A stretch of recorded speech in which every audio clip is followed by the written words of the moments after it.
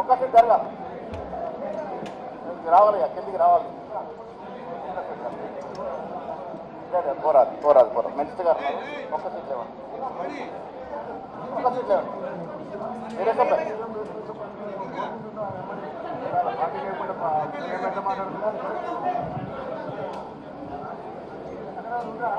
రాజేందర్ వస్తారు. ఒక్క సీట్ జరగాల కావ్యమ్మ, ఒక్క సీట్ జరగాలి. ఒక్క ఏక్ సీట్ తప్ప వస్తారు వస్తారు.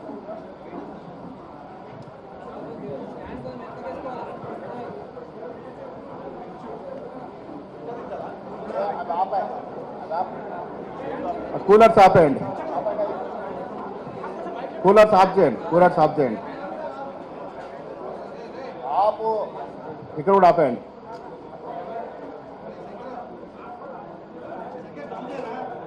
గౌరవ పిసిసి అధ్యక్షులు రాష్ట్ర ముఖ్యమంత్రి వర్యులు శ్రీ రేవంత్ రెడ్డి గారు ఇప్పుడు మిమ్మల్ని ఉద్దేశించి ప్రసంగిస్తారు.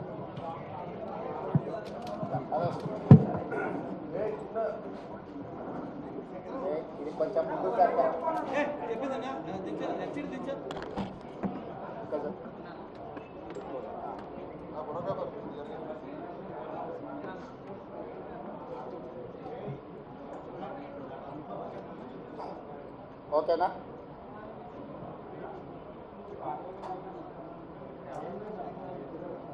కొంచెం వెనకాల ఆపు జైపాల్.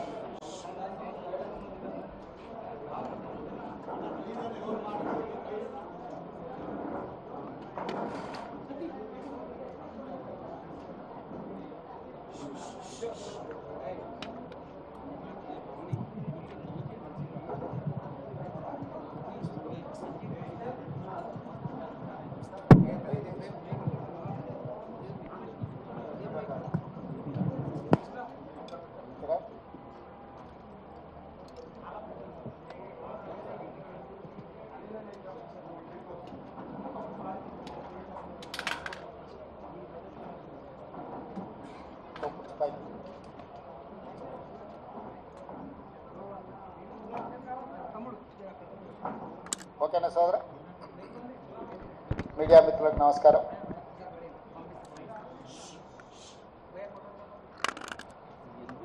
నిన్న దేశవ్యాప్తంగా జరిగిన 18వ పార్లమెంట్ ఎన్నికల సందర్భంగా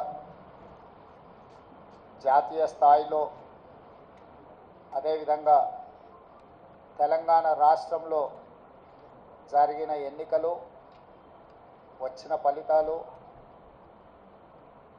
వాటి మీద ప్రజలు ఇచ్చిన తీర్పుకు సంబంధించి మీడియా మిత్రులతో చర్చించి కాంగ్రెస్ పార్టీ భవిష్యత్ ప్రణాళికను సిద్ధం చేసుకోవాలని ఆలోచన చేస్తున్నాం. ఈరోజు అందుబాటులో ఉన్న మా మంత్రివర్గ సహచరులు, శాసనసభ్యులు, నూతనంగా ఎన్నికైన పార్లమెంటు సభ్యులతో వచ్చిన ఫలితాలలో కాంగ్రెస్ పార్టీకి సంతోషకరమైన ఫలితాలు వచ్చినాయి. వాళ్ళందరితో కలిసి ఈ సంతోషాన్ని పంచుకోవడం జరిగింది. దేశవ్యాప్తంగా జరిగిన ఎన్నికల విషయంలో నాడు రాహుల్ గాంధీ గారు కన్యాకుమారి నుంచి కశ్మీర్ వరకు 150 రోజులు 4000 కిలోమీటర్లు సుదీర్ఘమైన పాదయాత్ర, ఆ తర్వాత మణిపూర్ నుంచి ముంబై వరకు వారి పర్యటనలు, దేశవ్యాప్తంగా ప్రజాస్వామికవాదులందరినీ ఏకం చేసి ముఖ్యంగా దళితులు, గిరిజనులు, మైనారిటీలు, మహిళలు, విద్యార్థులు, నిరుద్యోగ యువకులు, ప్రజాస్వామికవాదులందరినీ కూడా సమన్వయం చేసి నరేంద్ర మోడీ, భారతీయ జనతా పార్టీ నేతృత్వంలో నడుస్తున్న ఎన్డీఏ ప్రభుత్వం ప్రజా వ్యతిరేక నిర్ణయాలను, పరిపాలన వైఫల్యాలను దేశ స్థాయిలో ప్రచారం కల్పించి ఎన్డీఏ కూటమికి ప్రత్యామ్నాయంగా ఇండియా కూటమిని ఏర్పాటు చేసి వీలైనంత మేరకు సహకరించిన వాళ్ళందరినీ సహకారం తీసుకొని సమన్వయం చేసుకొని ఏఐసిసి అధ్యక్షుడు మల్లికార్జున్ ఖర్గే గారు, శ్రీమతి సోనియా గాంధీ గారు, రాహుల్ గాంధీ గారి యొక్క పాదయాత్ర సృష్టించిన ప్రభావాన్ని ప్రజలకు చేరవేయడం ద్వారా ఎన్నికలను నిర్వహించడం జరిగింది. ఈ ఎన్నికలలో మొదటగా తెలంగాణ రాష్ట్రంలో జరిగిన ఎన్నికలను మనం చర్చించుకొని ఆ తర్వాత జాతీయ స్థాయి ఎన్నికల మీద మనం విశ్లేషణ చేసుకుందాం. 2023 డిసెంబర్ 3 నాడు వచ్చిన ఫలితాలలో 64 శాసనసభ నియోజకవర్గాలలో కాంగ్రెస్ పార్టీని గెలిపించి ఒక్క శాసనసభలో సిపిఐని మా ఎన్నికల పొత్తులో భాగంగా కొత్తగూడెంలో గెలిపేయడం జరిగింది. తెలంగాణ రాష్ట్రంలో 65 శాసనసభ నియోజకవర్గాలలో 39.5% ఓట్లను వేయడం ద్వారా కాంగ్రెస్ ప్రభుత్వాన్ని ప్రజాపాలనకు తెలంగాణ ప్రజలు ఆమోదం ఇచ్చిండ్రు. ఆ తర్వాత 100 రోజులలో 5 గ్యారెంటీలను అమలు చేసి భవిష్యత్ కార్యాచరణను ప్రజలకు వివరించి ఈ పార్లమెంట్ ఎన్నికల బరిలో మేము దిగడం జరిగింది. ఆనాడు ఎన్నికల బరిలో దిగినప్పుడే విస్పష్టంగా పత్రికా సమావేశాన్ని ఏర్పాటు చేసి బహిరంగ సభలలో కూడా ప్రజలకు మేము చెప్పడం జరిగింది. ఈ ఎన్నికలు నేను నా మంత్రివర్గము 100 రోజులు అందించిన పరిపాలనకు రెఫరెండము, మేము ఇచ్చిన గ్యారెంటీలను, మేము చేస్తున్న పరిపాలనను ప్రజల ముందు పెట్టి మేము ఓట్లు అడుగుతున్నాము. మా పరిపాలన మీకు నచ్చితే, మా పరిపాలన ఇంకా కొంత బలాన్ని చేకూర్చడం ద్వారా ఇంకా ప్రజలకు ఉపయోగపడే విధంగా పరిపాలన అందించడానికి మీరు తీర్పు ఇవ్వండి అని చెప్పి విస్పష్టంగా ప్రజలకు మేము వివరించడం జరిగింది. చాలామంది మీడియా మిత్రులు, సహచర ప్రజాప్రతినిధులు మనం రెఫరెండం అనకపోతే బాగుండునేమో, ఒకవేళ తీర్పు మనకు వ్యతిరేకంగా వస్తే ఆ తర్వాత సమస్య అవుతుందని కూడా చాలామంది సూచన చేసింది. కానీ ప్రజల పట్ల ఉన్న విశ్వాసము, కాంగ్రెస్ పార్టీ కార్యకర్తల నాయకుల పట్ల ఉన్న నమ్మకంతో ఆనాడు పిసిసి అధ్యక్షుడిగా, తెలంగాణ రాష్ట్ర ముఖ్యమంత్రిగా ఇది మా పరిపాలనకు రెఫరెండమే అని చెప్పి స్పష్టంగా నేను చెప్పడం జరిగింది. మధ్య మధ్యలో మీడియా మిత్రులు గుర్తు చేసినప్పుడు కూడా ఈ విషయంలో మాకు రెండో ఆలోచన లేదు, రెఫరెండమే అని మేము చెప్పడం జరిగింది. తెలంగాణ రాష్ట్ర ప్రజా పరిపాలన రెఫరెండంగా మేము ఎన్నికలకు వెళ్తే ఈరోజు తెలంగాణ రాష్ట్రంలో వచ్చిన ఫలితాలు, ప్రజలు ఇచ్చిన ఓట్ల శాతం, పార్లమెంట్లతో పాటు అసెంబ్లీలో మాకు వచ్చిన మెజారిటీని మీడియా మిత్రులు ఎలాగూ విశ్లేషిస్తారో మా వైపు నుంచి కూడా మేము ఈరోజు వివరించదలుచుకున్నాము. జరిగిన పార్లమెంట్ ఎన్నికల్లో 17 పార్లమెంట్లకు సంబంధించి ఒక సీటు ఎంఐఎంకి ఇస్తే 16లో 8 పార్లమెంటు నియోజకవర్గాలను కాంగ్రెస్ పార్టీని గెలిపించడం జరిగింది. మరొక 8 భారతీయ జనతా పార్టీ గెలవడం జరిగింది. మా 8 పార్లమెంటు నియోజకవర్గాల ఫలితాలు దాదాపుగా 41% ఓట్లు కాంగ్రెస్ పార్టీకి రావడం జరిగింది. 2023 డిసెంబర్ 3 నాడు వచ్చిన ఫలితాలలో కాంగ్రెస్ పార్టీకి వచ్చిన ఓట్ల శాతము 39.5%. ఈ పార్లమెంట్ ఎన్నికల్లో 100 రోజుల పరిపాలన తర్వాత దాదాపుగా 41% ఓట్లు కాంగ్రెస్ పార్టీకి రావడం జరిగింది. ఓట్ల శాతంలో ప్రజలు రెఫరెండం ద్వారా మా పరిపాలన బాగుందనడమే కాదు, మమ్మల్ని మెచ్చుకొని అసెంబ్లీ ఎన్నికల్లో ఇచ్చిన ఓట్ల శాతానికంటే అధిక ఓట్ల శాతాన్ని ప్రజలు మాకు ఇవ్వడం ద్వారా, ఆశీర్వదించడం ద్వారా మా పరిపాలన పట్ల ప్రజలు సంతృప్తి వ్యక్తం చేసిండ్రు అని చెప్పి నేను భావిస్తున్నాను. అదేవిధంగా 2019 పార్లమెంట్ ఎన్నికల్లో 3 పార్లమెంటు గెలిస్తే ఈ ఎన్నికల్లో మమ్మల్ని 8 పార్లమెంటు సీట్లు గెలిపించడం ద్వారా 8 సీట్లు అధికంగా ఇచ్చి పార్లమెంటులో కూడా మాకు అత్యధికంగా సీట్లు ఇవ్వడం ద్వారా ఓట్లు సీట్లు కూడా మమ్మల్ని పెంచడం ద్వారా ప్రజలు ఆశీర్వదించారు. ఇదే కాకుండా మూడవ విశ్లేషణ, 119 శాసనసభ నియోజకవర్గాలలో ప్రజలు ఓట్లేస్తే విస్పష్టంగా ఆనాడు 64 సీట్లు ఎట్లయితే మెజారిటీ వచ్చిందో ఈరోజు 64 సీట్లలో మెజారిటీ రావడమే కాకుండా కంటోన్మెంట్ మేము ఓడిపోయి బీఆర్ఎస్ గెలిచిన సీటులో కాంగ్రెస్ పార్టీకి 13,206 ఓట్ల మెజారిటీ ఇచ్చి 65వ స్థానాన్ని కూడా కాంగ్రెస్ పార్టీకి ఇవ్వడం ద్వారా ఆనాడు ఇచ్చిన 64 సీట్ల కంటే ఇంకొక సీటును అదనంగా ఇచ్చి కాంగ్రెస్ పార్టీని అసెంబ్లీలలో కూడా 65 సీట్ల తీర్పు ద్వారా మా రెఫరెండంని ప్రజలు సమర్థించిండ్రు, మాకు అనుకూలంగా ఓట్లేసి గెలిపించిండ్రు. కాంగ్రెస్ పార్టీ అధ్యక్షుడిగా ముఖ్యమంత్రిగా కాంగ్రెస్ పార్టీ ప్రజాప్రతినిధులకు, మంత్రివర్గ సహచరులకు, శాసనసభ్యులకు, రాష్ట్ర స్థాయి నాయకులకు, జిల్లా స్థాయి నాయకులకు, మండల స్థాయి నాయకులకు, మరీ ముఖ్యంగా గ్రామ స్థాయి కార్యకర్తలకు మనస్ఫూర్తిగా కృతజ్ఞతలు, ధన్యవాదాలు తెలియజేస్తున్నా.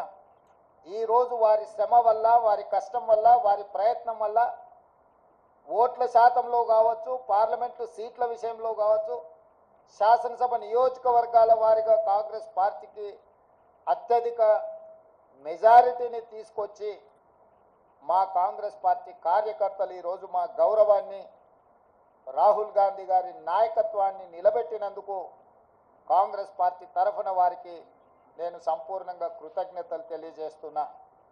ఇక రెండవది, 8 పార్లమెంట్ సీట్లు గెలిచిన భారతీయ జనతా పార్టీ 2019లో 4 పార్లమెంట్లు గెలిస్తే ఈరోజు 8 పార్లమెంట్లు సీట్లు గెలవడం జరిగింది. వాళ్ళు కూడా వాళ్ళ సీట్లను పెంచుకున్నారు. ఆనాడు 20% ఉన్న ఓట్లను వాళ్ళు ఈరోజు 35%కి పెంచుకోవడం జరిగింది. అంటే ఈ రాష్ట్రంలో భారతీయ జనతా పార్టీ కూడా ఓట్లు సీట్లు పెరగడం జరిగింది. అయితే ఇందులో వాళ్ళ ఓట్లు సీట్లు పెరగడానికి వాళ్ళ నాయకత్వాన్ని సమర్థించేదానికంటే బీజేపీని గెలిపించడానికి బీఆర్ఎస్ నాయకులు ఆత్మ బలిదానం చేసుకొని అవయవాలను త్యాగం చేసి, అవయవ దానం చేసి ఈరోజు బీజేపీని గెలిపించడం జరిగింది. బీజేపీ గెలిచిన 8 పార్లమెంటు నియోజకవర్గాలలో బీఆర్ఎస్ 7 సీట్లల్లో డిపాజిట్లు కోల్పోయింది. ఆదిలాబాద్ కావచ్చు, నిజామాబాద్ కావచ్చు, కరీంనగర్ కావచ్చు, మల్కాజ్గిరి కావచ్చు, సికింద్రాబాద్ కావచ్చు, చేవెళ్ళ కావచ్చు, మహబూబ్ నగర్ కావచ్చు, ఈ 7 పార్లమెంటు నియోజకవర్గాలలో బీఆర్ఎస్ డిపాజిట్లు కోల్పోయి బీజేపీని గెలిపించడం ద్వారా బీఆర్ఎస్ నాయకులు ఆత్మ బలిదానం చేసుకొని అవయవ దానం చేసిండ్రు బీజేపీకి. ఈ విషయం నేను ఈరోజు చెప్పడం లేదు. ఎన్నికల ప్రక్రియ మొదలైనప్పుడే స్పష్టంగా పార్లమెంటు నియోజకవర్గాల వారిగా బలహీనమైన అభ్యర్థులను పెట్టి బీఆర్ఎస్ శ్రేణులను బీజేపీకి పని చేపిస్తున్నాడు చంద్రశేఖరరావు అని చెప్పి నేను స్పష్టంగా నిర్దిష్టమైన ఆరోపణ చేసిన. నేను నిర్దిష్టమైన అంశాలను ప్రస్తావించినప్పుడు బీఆర్ఎస్ నాయకులు వితండవాదం చేసిండ్రు, నా మీద వాళ్ళు మాటల దాడి చేసిండ్రు. ఇవాళ ఇంకొక విషయం, అత్యంత కీలకమైన అంశం నేను ఇప్పుడు ప్రస్తావించదలుచుకున్నా. 2001లో తెలుగుదేశం పార్టీకి రాజీనామా చేసి చంద్రశేఖరరావు గారు సిద్దిపేటలో శాసనసభ్యుడిగా పోటీ చేసినప్పటి నుంచి 2023 డిసెంబర్ వరకు సిద్దిపేట శాసనసభ నియోజకవర్గంలో ఏ రోజు కూడా 25-30 వేల మెజారిటీ నుంచి 1,25,000 మెజారిటీ వరకు ప్రతి సందర్భంలో అది చంద్రశేఖరరావు గారు కావచ్చు, లేకపోతే హరీష్ రావు గారు కావచ్చు, లేకపోతే స్థానిక సంస్థలు కావచ్చు, లేకపోతే పార్లమెంట్ ఎన్నికల్లో కావచ్చు, అత్యధిక మెజారిటీ సిద్దిపేట అసెంబ్లీ నియోజకవర్గంలో బీఆర్ఎస్ పార్టీకి వచ్చింది. కానీ ఈ పార్లమెంట్ ఎన్నికల్లో హరీష్ రావు గారు సిద్దిపేటలో పూర్తి తన ఓట్లను బీజేపీకి బదిలీ చేసిండు. ఇవాళ బీజేపీ రఘునందన్ రావు గారికి 63,000 పైచిలకు ఓట్లు వస్తే బీఆర్ఎస్కు 65,000 ఓట్లు మాత్రమే వచ్చినాయి. ఈరోజు బీఆర్ఎస్ మెజారిటీ సిద్దిపేటలో 2,500 ఓట్లు మాత్రమే. అంటే ఇప్పటి వరకు సిద్దిపేట నియోజకవర్గం మీద పూర్తి ఆధిపత్యాన్ని పట్టును ప్రదర్శించిన బీఆర్ఎస్, కేసీఆర్, హరీష్ ఇద్దరు బీఆర్ఎస్ ఓట్ల మొత్తాన్ని బీజేపీకి రఘునందన్ రావుకు బదిలీ చేయడం ద్వారా ఈరోజు మెదక్లో కాంగ్రెస్ పార్టీని ఒక బలహీన వర్గాల అభ్యర్థిని ఓడించడం జరిగింది. మాకు కేవలం సిద్దిపేటలో వచ్చిన మైనస్ వల్లనే ఈరోజు దాదాపుగా మేము మెదక్ పార్లమెంట్ సీటును ఓడిపోవడం జరిగింది. అంటే బీఆర్ఎస్ను నమ్మి నిలబడ్డ వెంకట్రామరెడ్డిని నమ్మించి మోసం చేయడమే కాకుండా కాంగ్రెస్ పార్టీని ఓడించాలా, కాంగ్రెస్ పార్టీ అంటేనే ఏవగింపు లేకపోతే కోపము ప్రదర్శించి ఆత్మ బలిదానం చేసుకొని అవయవ మార్పిడికి పాల్పడి ఈరోజు బీజేపీని గెలిపించారు. 7 పార్లమెంట్లలో ఆనాడు 37.5% ఓట్లు తెచ్చుకున్న బీఆర్ఎస్ ఈరోజు 16.5% ఓట్లకు పడిపోయింది రాష్ట్ర వ్యాప్తంగా. అంటే దాదాపుగా 22% ఓట్లు బీఆర్ఎస్ ఓట్లు బీజేపీకి బదిలీ చేసిండ్రు. 2023 శాసనసభ ఎన్నికలలో బీజేపీకి 13% ఓట్లు వచ్చినాయి. ఈ పార్లమెంట్ ఎన్నికల్లో 35.5% ఓట్లు వచ్చినాయి. సరిగ్గా బీజేపీ ఓట్లు 22.5% పెరిగితే బీఆర్ఎస్ ఓట్లు 37.5% నుంచి 16.5%కి పడిపోయినాయి అని అంటే సరిగ్గా 21%, 22% ఓట్లు బీఆర్ఎస్ వాళ్ళు బీజేపీకి బదిలీ చేసిండ్రు. తద్వారా 8 పార్లమెంటులల్లా బీజేపీ గెలిచింది. 8 పార్లమెంట్లల్లా బీఆర్ఎస్ డిపాజిట్లు గల్లంతైనాయి. ఒక్క మెదకులో ఓడిపోయిన దాంట్లో మాత్రమే వాళ్ళకి డిపాజిట్ వచ్చింది. బీజేపీ గెలిచిన 8 సీట్లల్లా 7 సీట్లు బీఆర్ఎస్ తన ఉనికిని, తన డిపాజిట్లను కోల్పోవడం ద్వారా బీజేపీని గెలిపించింది. ఈరోజు పోతూ పోతూ చస్తూ ఇవాళ బీజేపీని గెలిపించే ప్రయత్నం ఈ రాష్ట్రంలో బీఆర్ఎస్ చేసింది. చంద్రశేఖరరావు, హరీష్, కేటీఆర్ చేసిండ్రు. మొన్న జరిగిన శాసనసభ ఎన్నికల్లో 39 ఎమ్మెల్యే స్థానాలలో బీఆర్ఎస్ గెలవడం జరిగింది. ఈ ఎన్నికల్లో 119లో కేవలం 3 సీట్లలోనే మెజారిటీ వచ్చింది బీఆర్ఎస్. అది సిరిసిల్ల, సిద్దిపేట, గజ్వేల్. అంటే ఈ రాష్ట్రంలో బీఆర్ఎస్ నాయకుల యొక్క ఆత్మగౌరవాన్ని, బీఆర్ఎస్ యొక్క శాసనసభ్యుల ఆత్మగౌరవాన్ని బీజేపీకి కేసీఆర్, కేటీఆర్, హరీష్ రావు తాకట్టు పెట్టిండ్రు. పూర్తిగా ఓట్ల బదలాయింపు, పూర్తిగా ఎన్నికల ఫలితాలను బీజేపీకి అనుకూలంగా మార్చి ఈరోజు కేసీఆర్ కుటుంబము రాజకీయ అరాచకానికి పాల్పడ్డారు. ఇది తెలంగాణ సమాజం అంతా గమనించాలి. ప్రజాస్వామికవాదులు, సెక్యులర్ ఫోర్సెస్ అందరూ కూడా ఈరోజు ఈ అంశాన్ని గమనించాలి అని చెప్పి కాంగ్రెస్ పార్టీ కోరుతున్నది. ఈ రకంగా ఈ తెలంగాణ రాష్ట్రంలో తనంతల తానే అంతర్ధానం అయిపోయి ఈరోజు బీజేపీని గెలిపించడానికి చంద్రశేఖరరావు గారు ఒక దురాగతానికి పూనుకున్నాడు అని అంటే ఈరోజు మనం అర్థం చేసుకోవాలి. కేటీఆర్ గారు నిన్న అంటున్నారు ఫినెక్స్ లాగా మనం ఇప్పుడు బూడిదైన నాయన మళ్ళీ పుట్టేది ఏం లేదు, ఇక బూడిదే మీకు మిగిలింది. ఆ బూడిద తీసుకెళ్ళి మీ బావకు, మీ నాయనకి ఇద్దరికి బుయ్యి ముఖానికి సరిపోతుంది, గాడికి మీ కథ సుఖాంతం అయిపోతుంది. చరిత్రలో ఆ పార్టీ పుట్టినప్పటి నుంచి ఈ రోజు వరకు పార్లమెంటులో ప్రాతినిధ్యం లేకుండా ఉన్నది ఇది మొదటిసారి. ఇంత అచేతనావస్థలో, ఇంత దుర్భరమైన పరిస్థితి బీఆర్ఎస్కు దాపురించిందంటే చంద్రశేఖరరావు గారి నాయకత్వము, కేసీఆర్ కుటుంబాన్ని ఏ రకంగా తెలంగాణ సమాజం గమనిస్తుందో వాళ్ళిద్దరు ఆలోచన చేయాలి. అందుకే ఈ 6 నెలల్లో మా పార్టీ మీద, మా ప్రభుత్వం మీద, మా నాయకత్వం మీద, మా నాయకుల మీద, ఢిల్లీలో ఉండే అధిష్టానం మీద వాళ్ళు ఎన్నో రకాల ఆరోపణలు చేసింది. ఈ ఆరోపణల నేపథ్యంలో బీఆర్ఎస్కు ఒక గుండు సున్నా ఇచ్చారు తెలంగాణ ప్రజలు. ఇప్పటికైనా చంద్రశేఖరరావు గారు, హరీష్ రావు గారు, తారక రామారావు గారు ఆలోచన చేయాలి. ప్రజలు ఎన్నుకున్న ప్రభుత్వాన్ని 100 రోజులు పూర్తి కాకముందే కోట్లాది శాపనార్థాలు పెట్టడం ద్వారా ఈ ప్రభుత్వాన్ని అస్థిరపరచాలన్న ఆలోచనతో, ఈ ప్రభుత్వాన్ని పడగొట్టాలన్న కుట్రలతో వ్యవహరిస్తే ప్రజలు పూర్తిగా బీఆర్ఎస్ను తిరస్కరించడం జరిగింది. ఇప్పటికైనా ప్రధాన ప్రతిపక్ష నాయకుడిగా రాష్ట్ర అవతరణ దినోత్సవాలలో కూడా పాల్గొనకుండా ఏవో చిల్లరమల్లర కారణాలు చూపించడం ద్వారా మీరు ప్రజాస్వామిక వ్యవస్థనే అవమానించే విధంగా వ్యవహరించిన తీరు ప్రజలు గమనిస్తున్నారు. అందుకే బీఆర్ఎస్ నాయకులకు, కేసీఆర్ కుటుంబానికి నేను సూచన చేస్తున్నా, మీ వ్యవహార శైలిని మార్చుకోండి. ప్రతిపక్షంగా సహేతుకమైన సలహాలు, సూచనలు ఇవ్వండి. ప్రజల సమస్యలను పరిష్కరించడానికి సహకరించండి. మీ కుటుంబ స్వార్థం కోసమో, మీ పార్టీ మనుగడ కోసమో, లేకపోతే మీరు అక్రమంగా సంపాదించుకున్న ఆస్తులను కాపాడుకోవడానికో మీరు చేస్తున్న ప్రయత్నాలు ప్రజలు గమనిస్తున్నారు.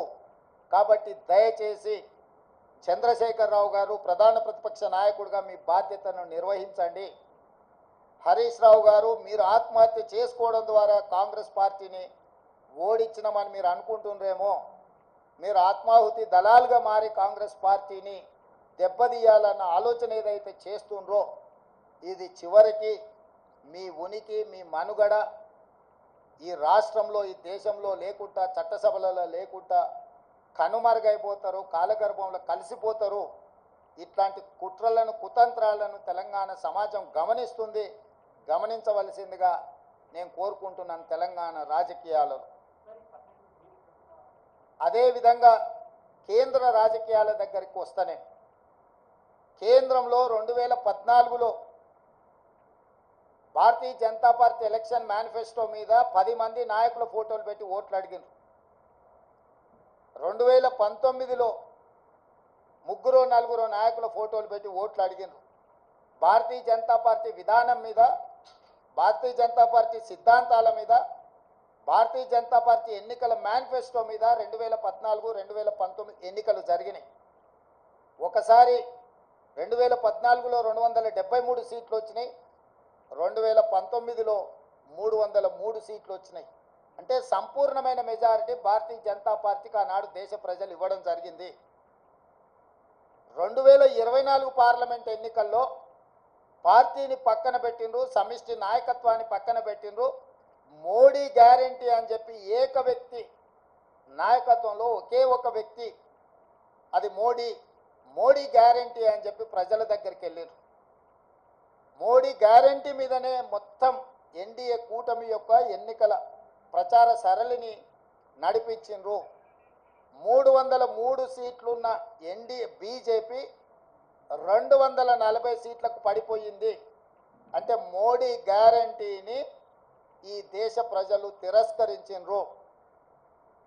మోడీ గ్యారంటీకి ఉన్న వారంటీ అయిపోయింది. ఇక మోడీ కాలం చెల్లిపోయిండు అని చెప్పి దేశ ప్రజలు తీర్పిచ్చిండ్రు. దానికి సంబంధించి ఈ ఎన్నికల్లో బీజేపీకి, ఎన్డీఏకు 42.9% ఓట్లు వస్తే ఇండియా కూటమికి 41.1% ఓట్లు వచ్చినాయి. దాదాపుగా సరి సమానంగా ఓట్ల శాతం వచ్చింది. సీట్లు కూడా దాదాపుగా పోటీ పడే విధంగా రావడం జరిగింది. జాతీయ రాజకీయాలలో నా విశ్లేషణ, నా డిమాండ్ ఒక్కటే. మోడీ గ్యారంటీ మీద ఎన్నికలకు వెళ్ళిన భారతీయ జనతా పార్టీ మోడీ గ్యారంటీని ప్రజలు తిరస్కరించారు. మోడీ గ్యారంటీకి ఉన్న వారంటీ పూర్తయిపోయింది, కాలం చెల్లిపోయింది. కాబట్టి ఈ దేశ ప్రజలు మోడీ గారిని తిరస్కరించారు. తక్షణమే నరేంద్ర మోడీ గారు ప్రధానమంత్రి పదవికి రాజీనామా చేసి మళ్ళీ ప్రధానమంత్రి పదవి చేపట్టకూడదు. ఎందుకంటే ఆయన నాయకత్వాన్ని ఆయనను చూపించే ఓట్లు అడిగినరు. ప్రజలు ఆయన నాయకత్వాన్ని, ఆయన గ్యారంటీని తిరస్కరించారు. కాబట్టి 140 కోట్ల ప్రజల యొక్క తిరస్కారానికి లోనైన నరేంద్ర మోడీ ప్రధానమంత్రి పదవి చేపట్టకూడదు. ఇది 4 కోట్ల తెలంగాణ ప్రజల తరఫున కాంగ్రెస్ పార్టీ నాయకుడిగా నేను డిమాండ్ చేస్తున్నా. సరే, ఎన్డీఏ కూటమిలో ఇంకెవరైతారు? ఎన్డీఏ కూటమికి మెజారిటీ వచ్చినప్పుడు వాళ్ళు ఏం నిర్ణయాలు తీసుకుంటారు పక్కన పెడితే, మోడీ గ్యారంటీ మీద ఏక వ్యక్తి చూపించి మీరు ఓట్లు ప్రజల దగ్గరికి వెళ్తే ఆ ఏక వ్యక్తిని ప్రజలు తిరస్కరించారు. కాబట్టి భారతీయ జనతా పార్టీ నరేంద్ర మోడీ గారిని రాజీనామా అడగాలి, రాజీనామా చేయించాలి. నరేంద్ర మోడీ గారు హుందాగా, విలువలు కలిగిన రాజకీయ నాయకుడిగా, సమాజానికి ఆదర్శంగా నిలబడే వ్యక్తిగా ప్రధానమంత్రిగా రాజీనామా చేసి హుందాగా వారు తప్పుకుంటే వారికి గౌరవం ఉంటుంది. లేదు, నేను ఇట్లనే ప్రధానమంత్రికి కొనసాగుతా, 3వసారి ప్రమాణ స్వీకారం చేస్తా, కుట్రల కుతంత్రాలకు నేను తెరలేపుతానని నరేంద్ర మోడీ గారు అంటే వారు చెప్పుతున్న విలువలతో కూడుకున్న రాజకీయాలు చెప్పడానికే తప్ప పాటించడానికి లేదు అని చెప్పి ఈ దేశ ప్రజలు నరేంద్ర మోడీ గారిని తిరస్కరించబోతున్నారు. కాబట్టి భారతీయ జనతా పార్టీ ఇప్పటికైనా ఏక వ్యక్తి అదేవిధంగా అప్రజాస్వామికంగా వ్యవహరించే తీరును మానుకోవాలి. ప్రజలిచ్చిన తీర్పును భారతీయ జనతా పార్టీ గౌరవించాలి అని చెప్పి కాంగ్రెస్ పార్టీ డిమాండ్ చేస్తుంది.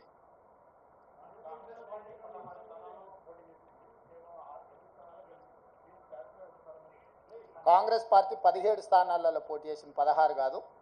17 ఇట్లలో 8 సీట్లలో గెలిచినాము.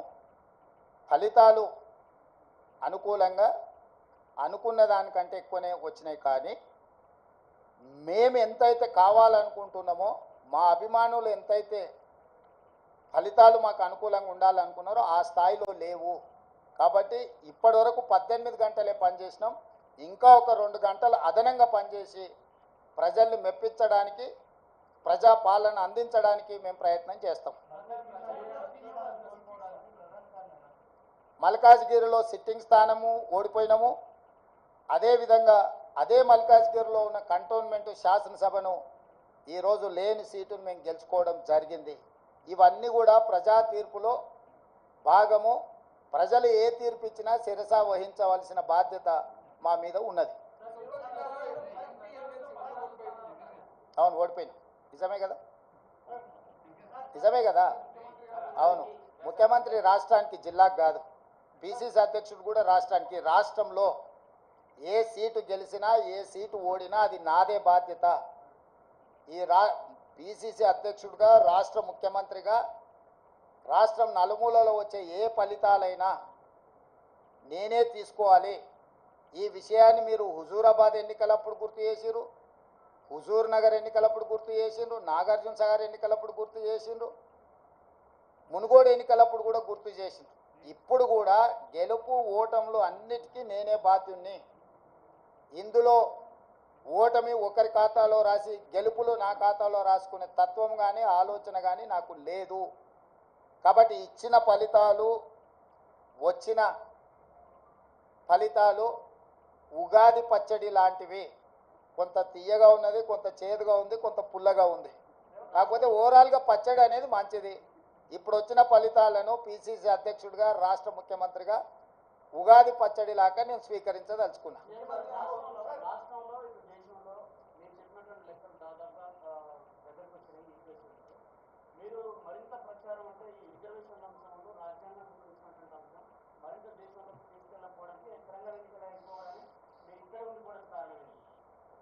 మీరే అంటారు కదనే, పరిపాలన వదిలేసి ఇతర రాష్ట్రాలు తిరగబోతున్నాడని. వెళ్తే మీకు ఒక బాధ, ఉంటే ఇంకొక బాధ. కాబట్టి నేను రాష్ట్రానికి పరిమితమైన నాయకుడిని. నేను పిసిసి అధ్యక్షుడిని, నేను ముఖ్యమంత్రిని. ఎన్నికల అధ్యక్షుడిగా ఎన్నికలు ఇక్కడనే నిర్వహించిన, ముఖ్యమంత్రిగా నేను ఇక్కడనే ఉండి పరిపాలనను గాడిలో పెట్టే ప్రయత్నం చేసిన. వర్షానికి తడిచిపోయిన ఒడ్లు కొనుగోలు కావచ్చు, లేకపోతే మొలకెత్తిన ఒడ్లను కొనుగోలు విషయంలో కావచ్చు, విత్తనాల విషయంలో కావచ్చు, విద్యుత్ విషయంలో కావచ్చు, అకాల వర్షాలను ఎదుర్కోవడం విషయంలో కావచ్చు, రైతు రుణమాఫీకి సంబంధించిన అంశాలను సమీక్షించడంలో కావచ్చు, రాష్ట్ర ప్రజల యొక్క సమస్యలు పరిష్కరించడమే నా మొదటి ప్రాధాన్యత. నా బాధ్యత రాష్ట్రానికి పరిమితం. రాష్ట్రంలో ఉండే సమస్యలు పరిష్కరించడం, రాష్ట్రంలో ఒక మంచి పరిపాలన అందించడమే నా బాధ్యత అనుకొని ఇక్కడికే పరిమితమైన.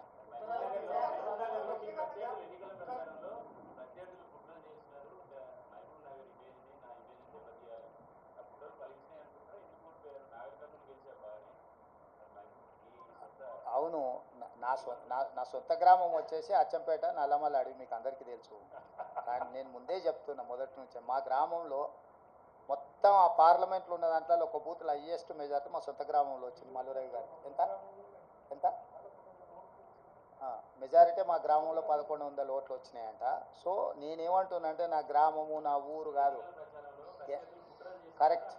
అందుకే సిట్టింగ్ ఎంపీ సీటున డిపాజిట్ కోల్పోయి టీఆర్ఎస్ ఓట్లు బదిలీ చేసింది. నేను చెప్పింది కుట్ర అదే. ఆ కుట్ర ఆ రోజు చెప్పినప్పుడు మీరు రేవంత్ రెడ్డి ఏదో బాధపడుతున్నాడు, రేవంత్ రెడ్డి ఏదో ముందే ఓటమిని అంగీకరించి మాట్లాడుతున్నాడని మీరే విశ్లేషణలు చెప్పారు లైవ్లలో. ఇప్పుడు నిజాం తేలింది కదా, మహబూబ్నగర్లో డిపాజిట్ పోయింది, చేవెళ్ళలో డిపాజిట్ పోయింది, సికింద్రాబాద్లో డిపాజిట్ పోయింది, మల్కాజ్గిరిలో డిపాజిట్ పోయింది, కరీంనగర్లో డిపాజిట్ పోయింది, నిజామాబాద్లో డిపాజిట్ పోయింది, ఆదిలాబాద్లో డిపాజిట్ పోయింది బీఆర్ఎస్ నాయకులకు. నేను చెప్పింది అదే కదా. వీళ్ళు పూర్తిగా ఓట్లు బదిలీ చేసి బీజేపీని గెలిపించడానికి బీఆర్ఎస్ కార్యకర్తల ఆత్మగౌరవాన్ని, నాయకులను బలిస్తున్నాడు అని చెప్పిన. ఇప్పుడు కూడా నేను విజ్ఞప్తి చేస్తున్న బీఆర్ఎస్ ఎమ్మెల్యేలకు, at the cost of your position, KCR బేరసారాలు చేసుకుంటున్నాడు బీజేపీ తోటి. ఇప్పటికైనా మీరు ఆలోచన చేసి, అదేమో అంటారు కదా, ఆత్మ ప్రబోధానుసారము మీరు నిర్ణయాలు తీసుకోండి.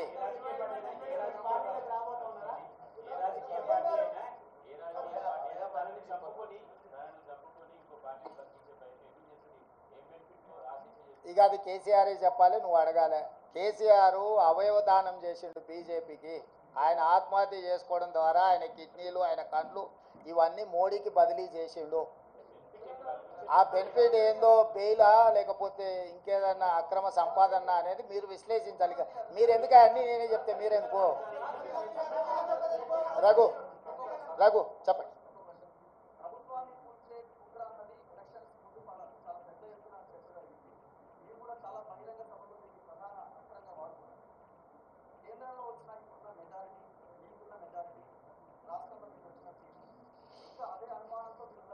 డెఫినెట్గా ఆ దిశగా కేసీఆర్ నిరంతరం ప్రయత్నం చేస్తుంటూనే ఉంటాడు. కేసీఆర్ ఉన్నంత కాలము కుట్రలు కుతంత్రాలు ఉండనే ఉంటాయి. ఎప్పటికప్పుడు తెలంగాణ ప్రజలు అప్రమత్తంగా ఉండాల్సిన అవసరం ఉంది. కేసీఆర్ రాజకీయ జూదగాడు. జూదం అనేది కేసీఆర్ మానడు. సర్వం ఒడ్డైనా జూదమే ఆడతాడు కేసీఆర్. రాజకీయ జూదగాడైన కేసీఆర్ తెలంగాణ రాష్ట్ర రాజకీయ ముఖ చిత్రంలో ఉన్నంత కాలం ఈ కుట్రలు కుతంత్రాలు కొనసాగుతూనే ఉంటాయి. అయితే మహారాష్ట్రలో ఇట్లాంటి కుట్రలు కుతంత్రాలతోని శివసేనను, ఎన్సీపీని చీల్చడం ద్వారా, ప్రభుత్వాన్ని ఏర్పాటు చేయడం ద్వారా నరేంద్ర మోడీ గారు ప్రభుత్వాన్ని ఏర్పాటు చేసిన అని అనుకున్నాడు. కానీ మహారాష్ట్ర ప్రజల తిరస్కారానికి గురై ఈరోజు తలెత్తుకోలేని పరిస్థితులు మహారాష్ట్రలో ఉద్భవించినాయి. కాబట్టి తెలంగాణలో నరేంద్ర మోడీ గారు, బీజేపీ ఇదే రకమైన ప్రయోగం చేస్తారా చేయరా చూడాలి. నెంబర్ 1. నెంబర్ 2, ప్రపంచంలోనే అత్యంత అవినీతిపరుడు చంద్రశేఖరరావు అని ఆరోపణ చేసి ఈ దేశంలోనే కుటుంబ పార్టీ, అవినీతి కుటుంబం అని ఆరోపణ చేసింది కేసీఆర్ పార్టీని, కేసీఆర్ కుటుంబాన్ని. వీళ్ళతో బీజేపీ ఎట్లా జట్టు కడుతుంది, ఎట్లా సమర్థించుకుంటారో బీజేపీ నాయకులు ఇప్పుడు ప్రజలకు వివరించాలి. వీటన్నిటి నేపథ్యంలో ఈ అన్నిటిని విశ్లేషించడానికి ఇంకా కొంత సమయం పడుతుంది.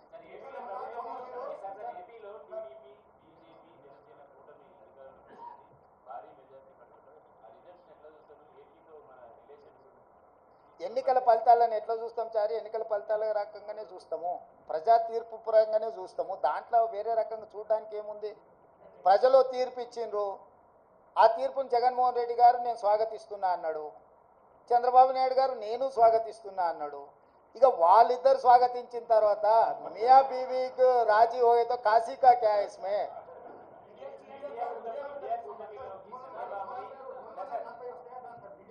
ఆ,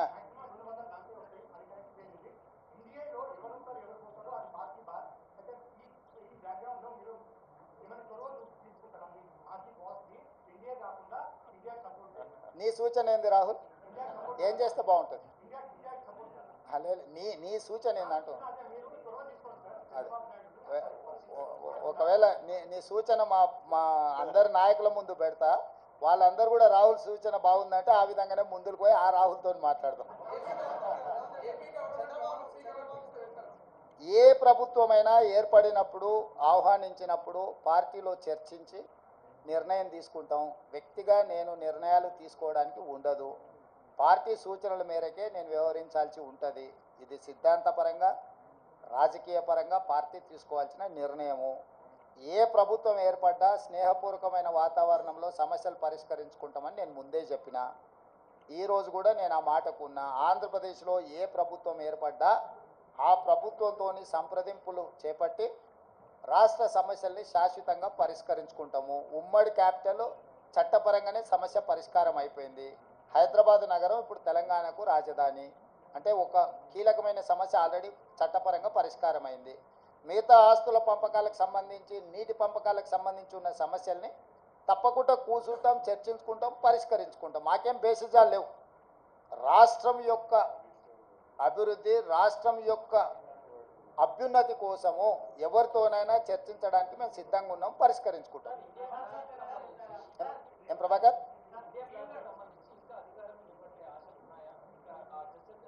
నాకు తెలియదు, నేను ఢిల్లీకి వెళ్ళలేదు. ఇండియా కూటమి ఢిల్లీలో చర్చలు చేస్తారు. మన వాళ్ళు ఎవరైనా ఉంటే అక్కడికి ప్రశ్న అడగమను.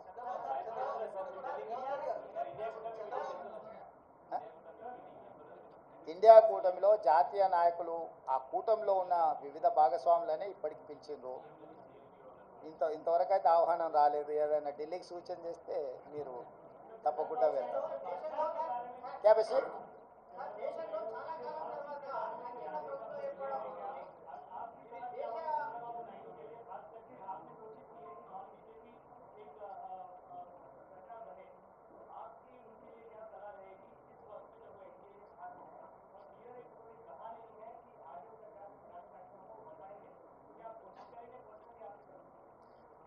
जहाँ तक मेरा सुझाव मोदी जी को, मोदी जी का गारंटी की वारंटी खत्म हो चुकी है, इसीलिए मोदी जी तुरंत जिम्मेदारी लेकर इस्तीफा दिए तो प्रधानमंत्री कुर्सी को उनके लिए शोभा है। इसीलिए मैं एक ही मोदी जी से डिमांड करता हूं कि तुरंत आप प्रधानमंत्री कुर्सी को इस्तीफा दे दीजिए, क्योंकि आपके वारंटी की गारंटी खत्म हो चुकी है। और दूसरी बात रहा ये जो अलायंस के बारे में, इंडिया अलायंस या कोई आए कोई गए, ये जिम्मेदारी मेरे नहीं है। मेरे जिम्मेदारी है तेलंगाना सरकार चलाने का, तेलंगाना कांग्रेस पार्टी को चलाने का जिम्मेदारी है। मैं गैर जिम्मेदारी के काम नहीं करता हूँ। जो जिम्मेदारी लोग हैं वो जिम्मेदारी लोग जिम्मेदारी निभाएंगे। वो यहाँ पर चर्चा नहीं होगी, दिल्ली में होगी। आपको कुछ भी अगर ऐसा ही कुछ संशय रहा तो मुझे पूछो, मैं दिल्ली में फिर पूछ लेके फिर वापस बोलूँगा। मैं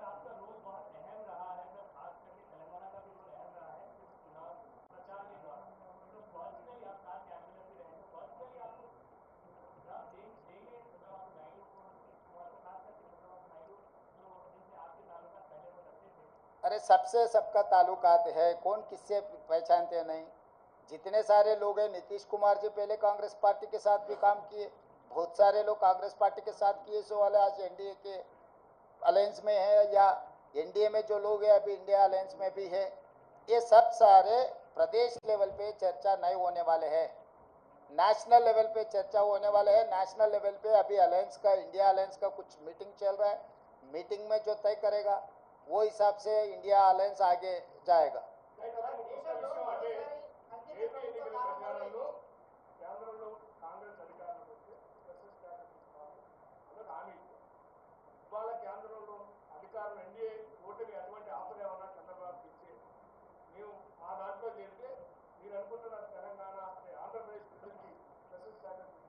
నిన్న రాహుల్ గాంధీ గారి పత్రికా సమావేశం చూస్తే మీకు అందరికి స్పష్టత వచ్చి ఉండాలి. ఆంధ్రప్రదేశ్ రాష్ట్రానికి ప్రత్యేక హోదా మా మన్మోహన్ సింగ్ గారు ఇచ్చిండ్రు. మన్మోహన్ సింగ్ గారు ఇచ్చిన మాటకు పార్లమెంటులో చేసిన చట్టానికి కాంగ్రెస్ పార్టీ కట్టుబడి ఉన్నదని రాహుల్ గాంధీ గారు విస్పష్టంగా ఆంధ్రప్రదేశ్కు హామీ ఇవ్వడం జరిగింది. ఇది చట్టబద్ధతతో కూడుకున్న హామీ, ఎన్నికల హామీ కాదు. అది 2014లోనే రాష్ట్ర పునర్విభజన చట్టంలో నాటి ప్రధానమంత్రి మన్మోహన్ సింగ్ గారు ఆంధ్రప్రదేశ్కు ప్రత్యేక హోదా ఇస్తామని చెప్పడం జరిగింది. నిన్న జరిగిన రాహుల్ గాంధీ గారు మల్లికార్జున్ ఖర్గే గారు పత్రికా సమావేశంలో రాహుల్ గాంధీ గారు ఈ అంశాన్ని పునరుద్ఘాటించిండ్రు.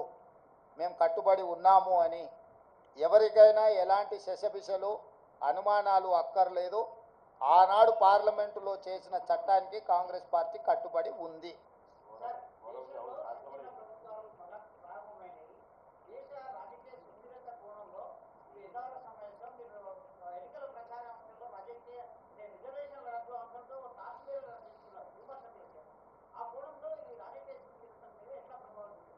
అంటే డెఫినెట్గా ఈరోజు 42% బీజేపీకి వచ్చి 41% ఇండియా కూటమికి వచ్చిందంటేనే ప్రజల ఆలోచనలో మార్పు వచ్చింది. మరీ ప్రధానంగా వారణాసి ప్రధానమంత్రి గారు పోటీ చేసిన ఉత్తరప్రదేశ్లో సమాజ్వాదీ పార్టీకి అత్యధిక స్థానాలు వచ్చినాయి. ఈరోజు సమాజ్వాదీ పార్టీ కాంగ్రెస్ పార్టీ దాదాపుగా 40 పైగా సీట్లను సాధించడం జరిగింది. 37 స్థానాలు సమాజ్వాదీ పార్టీకి వచ్చినాయి, 7 కాంగ్రెస్ పార్టీకి వచ్చినాయి. అంటే దాదాపుగా 42 స్థానాలు సమాజ్వాదీ పార్టీ కాంగ్రెస్ పార్టీ ఉత్తరప్రదేశ్లో గెలవడం జరిగింది. రెండవది ఫైజాబాద్ పార్లమెంట్. ఫైజాబాద్ పార్లమెంట్ అంటే అయోధ్య రామ మందిరం ఎక్కడైతే నిర్మించిందో ఆ పార్లమెంట్లో బీజేపీ ఓటమి చెందింది. అంటే రాముడి పేరు మీద ఎన్నికల ఓట్ల యాచక వృత్తి చేపట్టడాన్ని రాముడు కూడా క్షమించలేదు.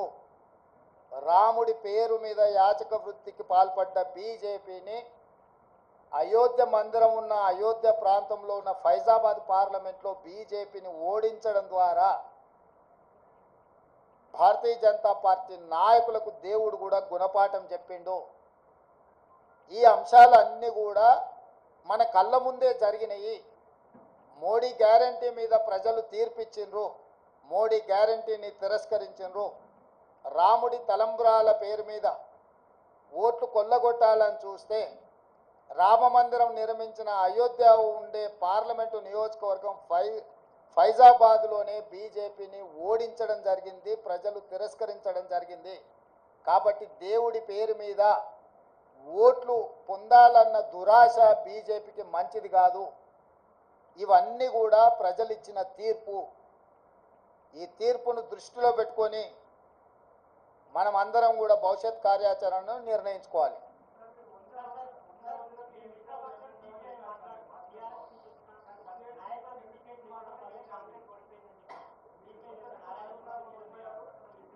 వాళ్ళ ప్రజాస్వామ్యంలో ఎవరి అభిప్రాయాలు వాళ్ళు స్వేచ్ఛగా చెప్పొచ్చు. వారి స్వేచ్ఛను నేను హరించను. వారు స్వేచ్ఛగా అభిప్రాయాలు చెప్పొచ్చు. Thank you.